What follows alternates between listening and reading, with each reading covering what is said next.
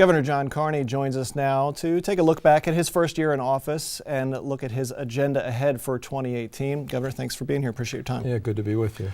So we've just seen sort of a recap of the past year after the prison uprising and the death of one correctional officer.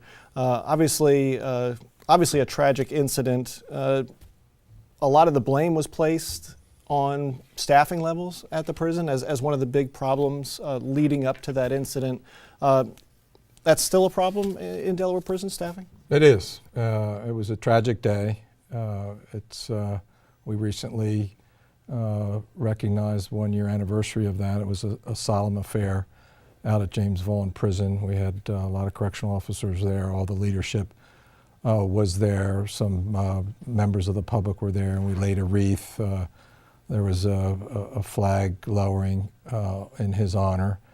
And for me, it was kind of a transformational day in that when you experience something like that early on in a term, you recommit to doing the right thing for the people of our state, and we've attempted to do that with respect to responding to the conditions that gave rise to that hostage situation.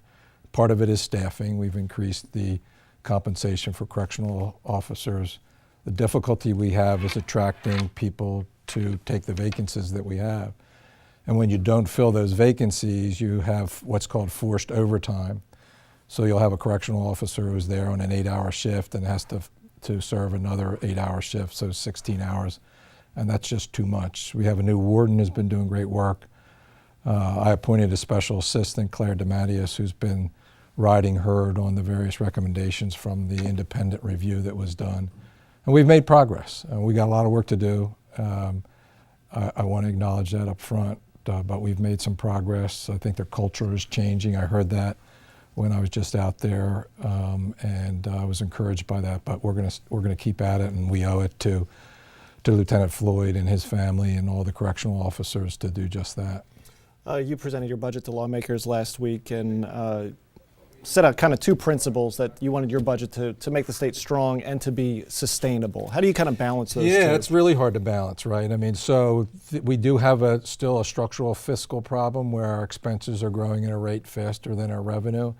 And so in order to keep those in line, you have to continually look for ways to operate more efficiently, cut costs, if you will, find ways to provide service with technology, do more with less.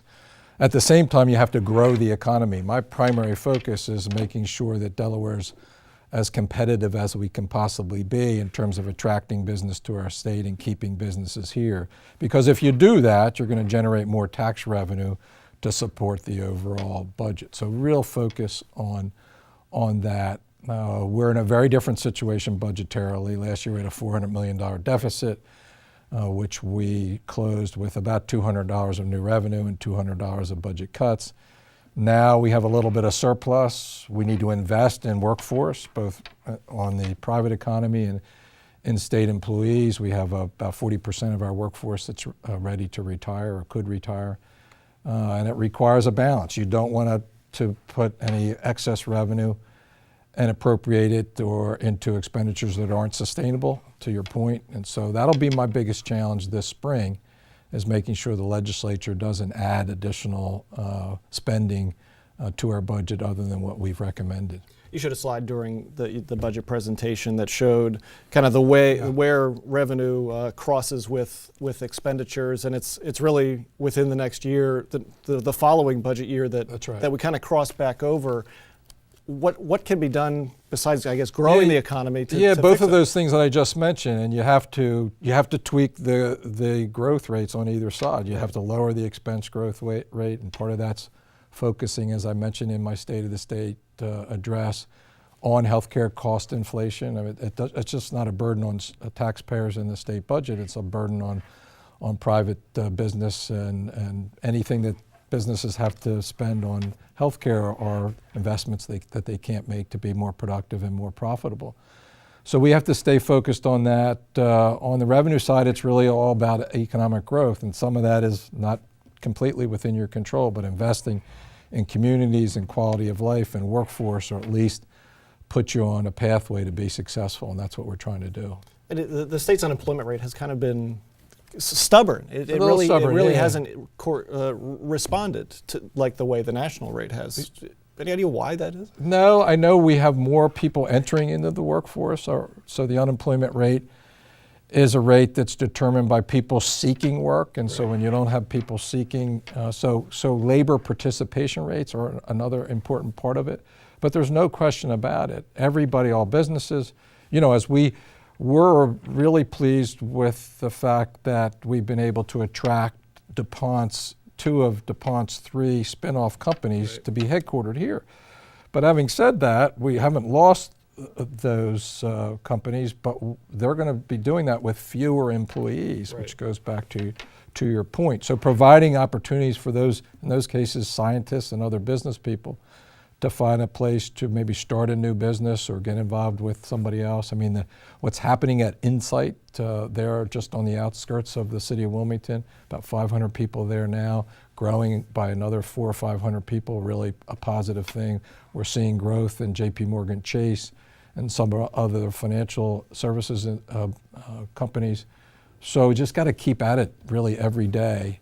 And hopefully if we can develop the workforce that'll attract business to our state, that's how we're going to be successful. A couple of quick points before time runs out. Your budget set out $15 million to help Christina School District schools in Wilmington consolidate a couple of schools there. Confident that will get done and that you'll reach an agreement with I'm increasingly confident that we'll have a memorandum of understanding to partner with Christina School District. Look, if Delaware is going to be successful economically, if we're going to be able to grow this economy, the city of Wilmington has to be successful. And the city of Wilmington can't be successful unless we have good quality schools, strong neighborhoods, safe neighborhoods as well. And so Mayor Przicki and I are working on those. Chief among them from the state's perspective is making improvements in our schools. I've determined that the best place to start with that is a partnership with the Christina School District. The 5 schools in the city of Wilmington in that district are the lowest performing. That means that the opportunities that those children will have as they progress on to middle school and high school are going to narrow, and they won't be as successful as they need to be for us to be successful as a state. One item left undone last year that kind of got a lot of attention, the effort to legalize recreational marijuana in Delaware. You see that advancing this year? Will you support it if it comes to your desk? Yeah, there are a lot of people who are pushing that. I don't think it's a good idea to be out ahead of it. One of the lead states there, I've talked to my colleagues, governors from Colorado and the state of Washington, and they talk about some of the unintended negative consequences. I'd like to see those negative consequences as other states move in that direction. I just don't think we ought to be a leader there. Again, as we're trying to strengthen our workforce, create an environment where companies can be successful to make Delaware stronger, I don't think that'll do it. And then finally, the end of the session didn't really end last year. Kind of went into we went in overtime. Right. You expect that not to happen this year? Hope that not to happen, that things can get done on time? I don't expect it'll happen this year. Obviously, very difficult year with a $400 million deficit, a lot of difficult spending cuts that legislators had to deal with. More importantly, revenue increases that had to be part of that overall picture. I wasn't completely happy with where we ended up on the revenue side, because we're still going to put ourselves in a difficult situation sustainability-wise, particularly in an economic downturn with some of the revenues that we're relying on. So when you don't have those kinds of pressures, the pressure will be maintaining operating budget growth at a reasonable level, not whether we're going to approve this tax increase or the other. And so I expect we'll probably be done before June 30th. I think we're all hoping for that as well. I think so. Nobody liked the extra couple days. Right. The overtime was not welcome. No, right? no. He is Delaware Governor John Carney. Governor, thank you so much for your time. Great to be with you.